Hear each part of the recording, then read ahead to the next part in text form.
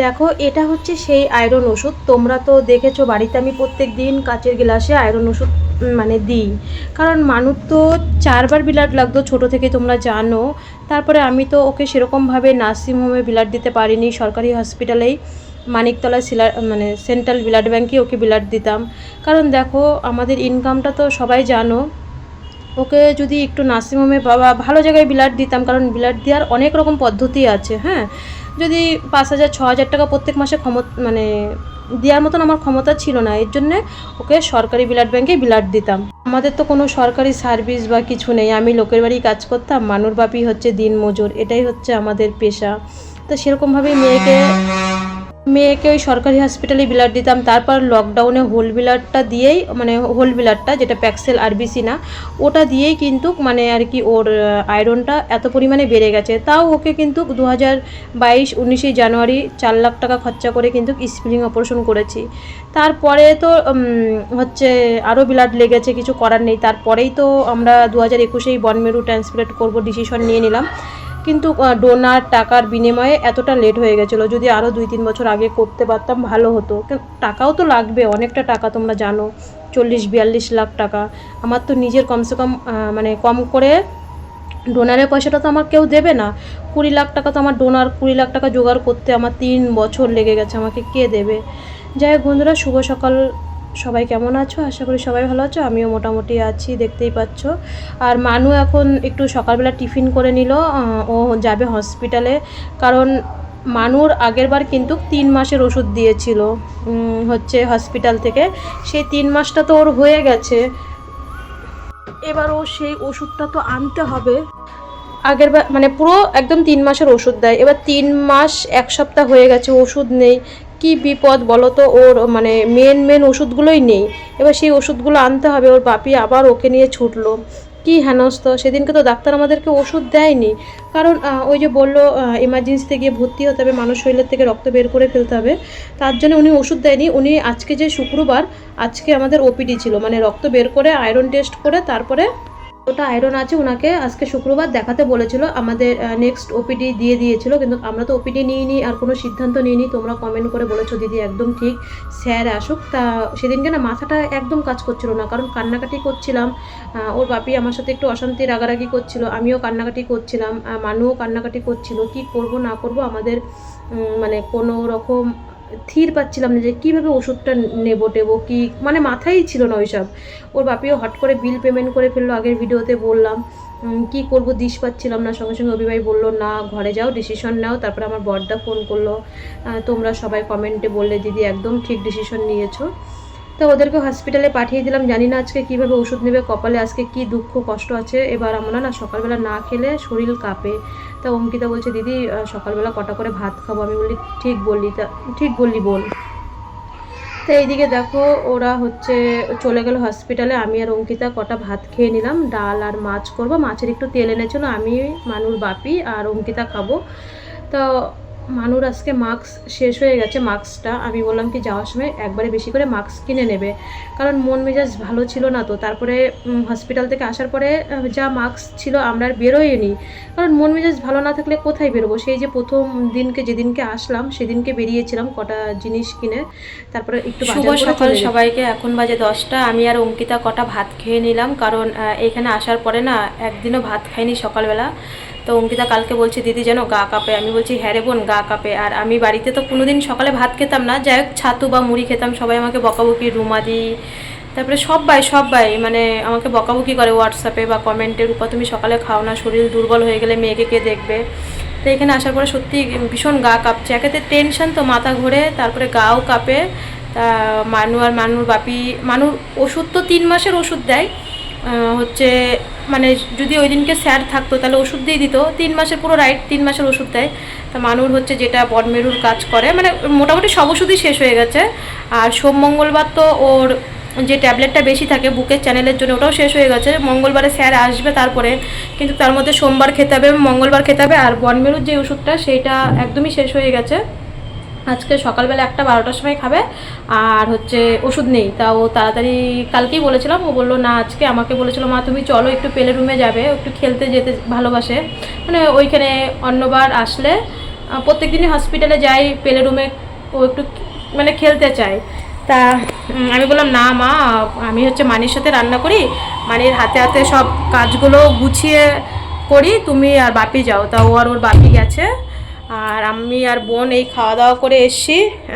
এখন হচ্ছে ডালটা সম্বাদ দিতে হবে। ও তো মেয়েটা তো ছোটো, একটু বায়না করে, তা ও ঘরে মেয়েকে খাওয়াচ্ছে।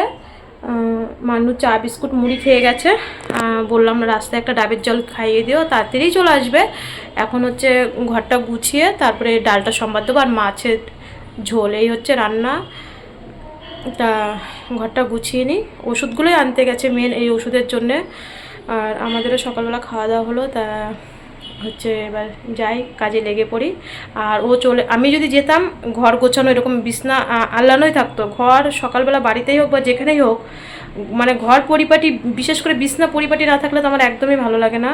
জানছি না অনেক কাজ আছে, এখনও কাচাকুচি সব পড়ে আছে, সব করবো এখন আস্তে ধীরে ধীরে।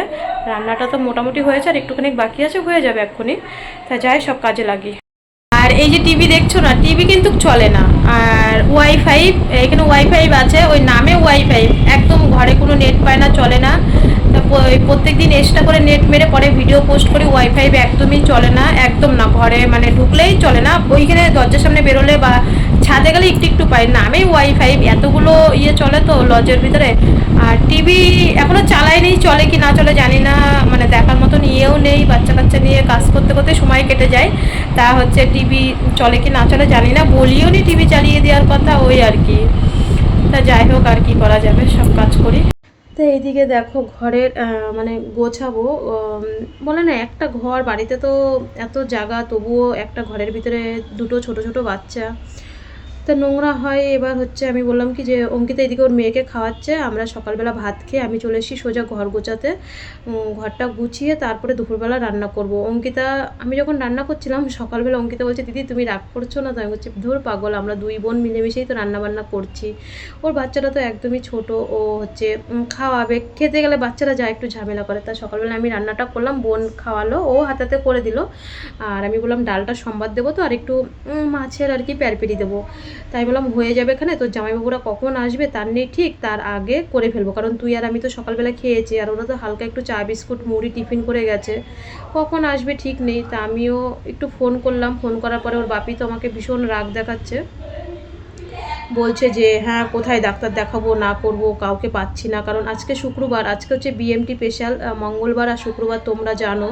দেখো বন্ধুরা, আজকে ভয়েসটা দিতে সত্যিই খুব অসুবিধা হচ্ছে, বোঝোই পাশে চেঁচামেচি গাড়ির আওয়াজ হচ্ছে, ভীষণ কষ্ট হচ্ছে। একটা মানে একটুখানি ভিডিওর ভয়েস দিতে গিয়ে না হলে আমি 100 বার ফোনটা বন্ধ করেছি। কোথা থেকে কি বলি না বলি তখন আবার ভুলে যাই, আবার বাইরে যাই, আবার গিয়ে বাচ্চা কাচ্চাগুলোকে চুপ করতে বলি, তারপরে গাড়ি ঘোড়ার আওয়াজ আসে, তো ভীষণ অসুবিধা হয়। কিছু করার নেই, এইভাবেই তালগোল মিলে করতে হবে।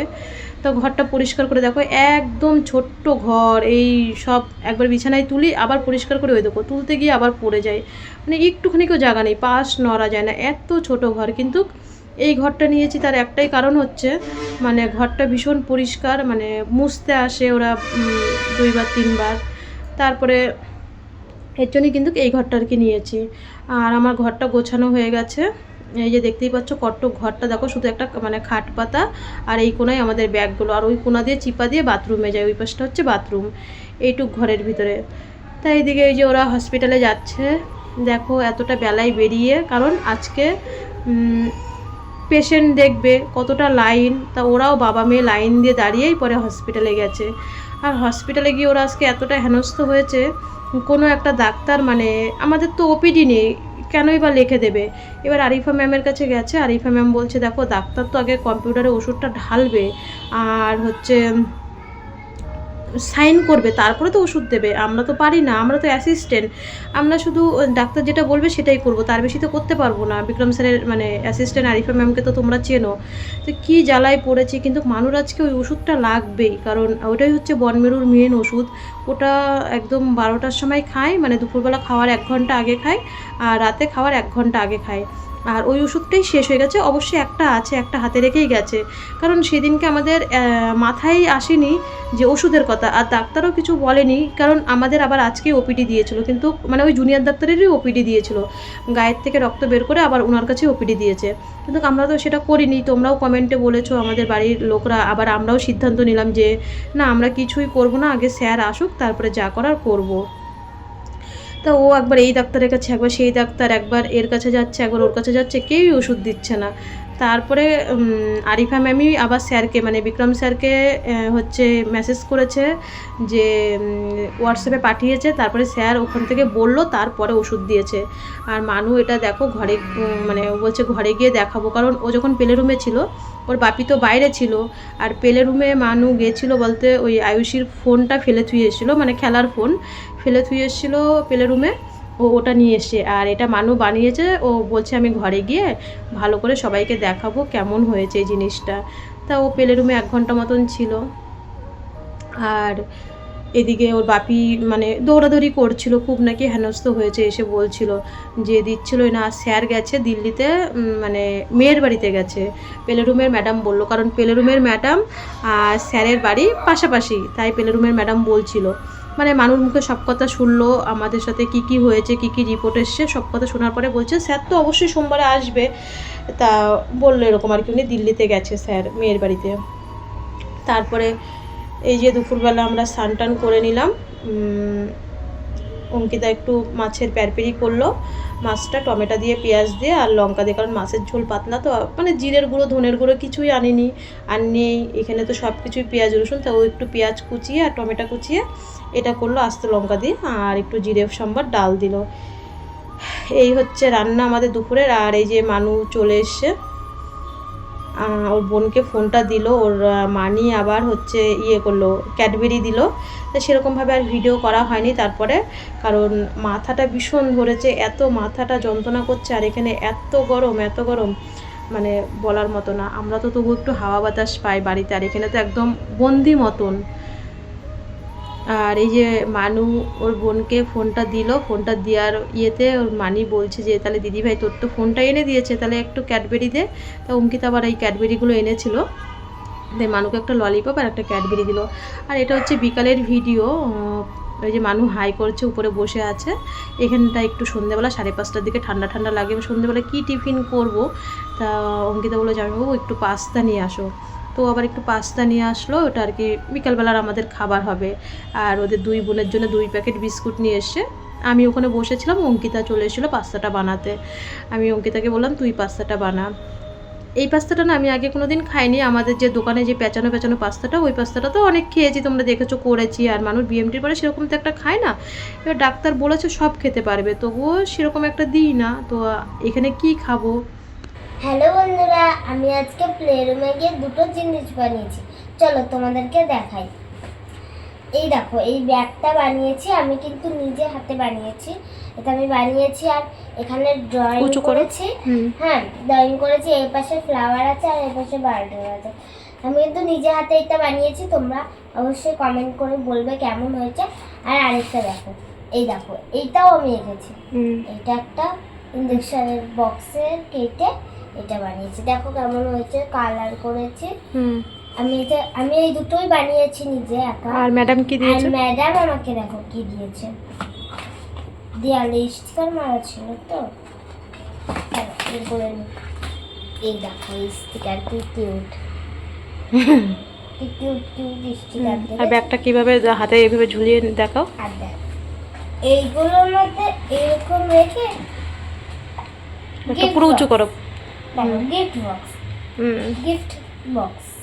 কেমন হয়েছে ব্যাগটা বলো? কেমন হয়েছে তোমরা কমেন্ট করে জানাবে।